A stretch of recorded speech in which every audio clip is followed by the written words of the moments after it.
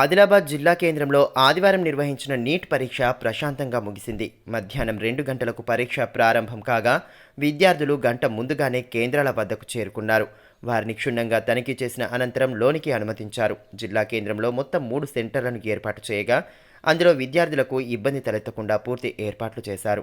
ఉమ్మడి జిల్లా వ్యాప్తంగా మొత్తం 1833 మంది విద్యార్థులు పరీక్షలు రాసేందుకు ఏర్పాటు చేశారు. పట్టణంలోని Aryabhatta international school, Chavara academy, Aryabhatta హైస్కూల్లో విద్యార్థులు నీట్ పరీక్ష రాశారు. సంబంధిత అధికారులు పరీక్షా కేంద్రాల వద్ద పరిస్థితులను ఎప్పటికప్పుడు పర్యవేక్షిస్తూ సిబ్బందికి పలు సూచనలు చేశారు. ఈ పరీక్షలకు 1785 మంది హాజరు కాగా 48 మంది విద్యార్థులు హాజరు కాలేదు.